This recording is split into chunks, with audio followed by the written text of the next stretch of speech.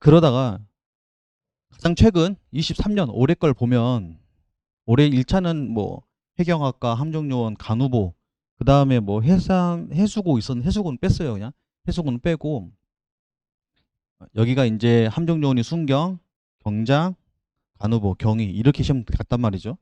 근데 보면은 여기도 이제 내용 기간이 뭐 8개, 7개인데 추세가 다 골고루 되죠. 이렇게 7개, 2개, 2개, 2개, 2개 이렇게 3개 하나. 여기도 마찬가지. 다 비율을 좀 맞춰서 냈습니다. 간호보 같은 경우도 간호보는 이제 여기가 40문제예요. 그러니까 이제 13개라 돼 있는데 나누기 2 하면은 이렇게 6.521 이렇게 됐죠. 그래서 이제 보면 여기가 이제 4.5잖아요. 다시 이제 오랜만에 전기를 올려놓고 가장 최근인 저번 주 시험에 보면은 전기가 6개 나왔어요.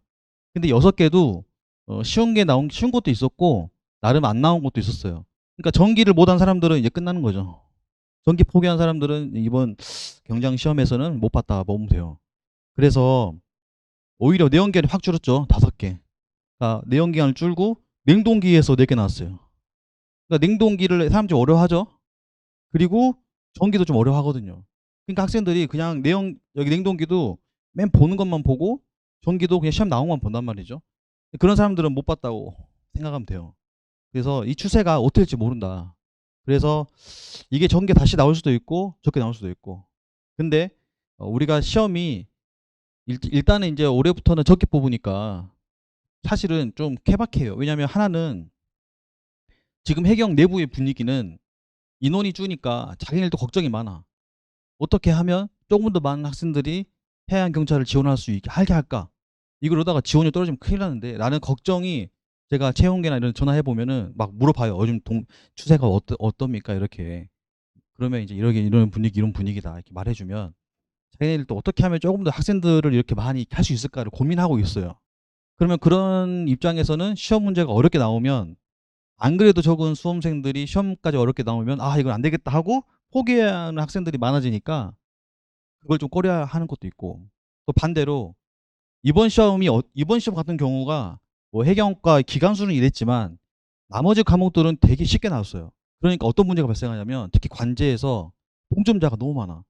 뽑는 인원은 적은데 아까 말씀드렸잖아. 너무 쉬우니까 난이도 조절 실패해버리니까 어떻게 돼요? 2개, 3개짜리가 너무 많은 거지. 그러니까 원래는 1.5배수 합격시켜야 되는데 아마 제 생각엔 더 합격하지 않을까 싶어요. 그냥 우리 학생만 해도 그 정도인데 여기다가 더군다나 우리 학생 중에서도 제가 선박관제 인터넷 강의라든지 듣는 학생들한테만 제가 문자를 보낸 거예요. 성적표 좀 줄 수 있냐고. 그러면은 이제 이전 기술하는 이런 애들은 제가 문자를 안 했기 때문에 그 친구들은 취업을 안 했어요. 그러면 그 친구가 취업하면 얼마나 많겠어요? 그러니까 해경 내부에서 만약에 돈이 너무 많아가지고 야 이거 너무 쉽게 냈다.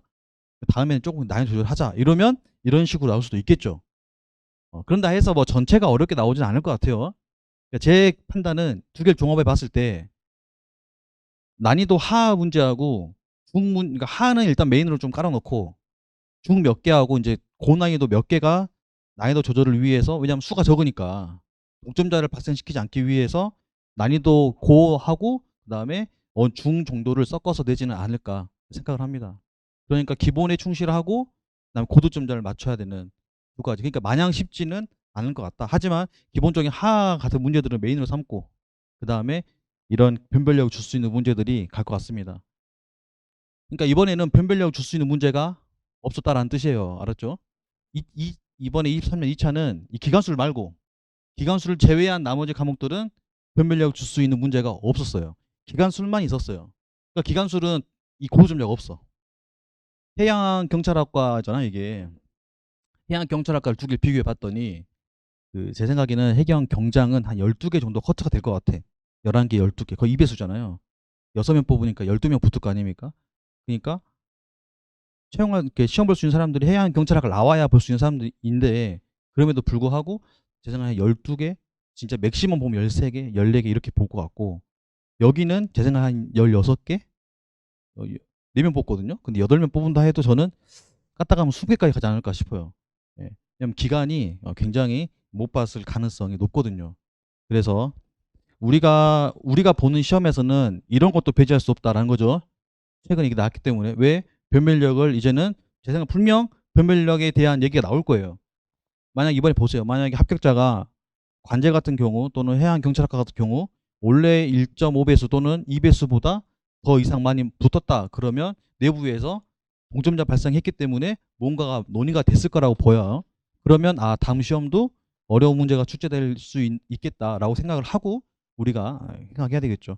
그 변별력을 얘네들이 생각했을 때 뭐 어디 준 거예요? 냉동기하고 전기 못 할 거야. 생각하고 냈겠죠. 이거 어려워 애들 이걸 아는 거겠죠. 그래서 외부 출제위원이 간다고 했는데 외부 출제위원이 간 첫 시험인데 굉장히 물 시험이었어요. 제가 정말 말씀드렸잖아요. 이 교수진들, 외부 교수진들은 책임지기 싫어한다고. 그러니까 내가 시험을 어렵게 내가지고 꽈락을 맞았다는 말을 들으면 안 되니까 무조건 쉽게 낼 수밖에 없어요. 사람 심리상. 여러분이라도 그러지 않겠습니까? 여러분이 외부에서 나갔는데 시험 내주는데 어렵게 냈다가 괜히 무슨 소리 들으려고. 차라리 그냥 적당하게 쉽게 내주는데 아쉬운 건 난이도 몇 개를 좀 넣었었으면 더 좋았을 텐데. 그래서 정말 잘했을 텐데. 그게 좀 아쉽다는 생각이 듭니다. 자, 제가 18회 동안 전체 16부터 해가지고 평균을 내봤더니 이 정도가 됐습니다. 됐고, 네, 우리는 여기 가장 최근 거를 좀 생각하고 쓰면 되겠습니다. 그러니까 어느 것도 뭐 하지 마라. 방심하지 말고 모두 수업한 거 내용, 야, 이게밖에 안 나와. 이런 생각하지 말란 말이죠. 제가 수업하고, 그 다음에 교재에 있는 것들은 전부 다 그냥 꼼꼼하게 안다 생각하고, 그래봤자 이거잖아요. 그래봤자. 얼마 안 돼요. 그림 넣고 뭐 하니까 내용이 얼마 안 된단 말이야. 그러니까 이 정도는 우리가 다 그래서 꼼꼼하게 보고 가자.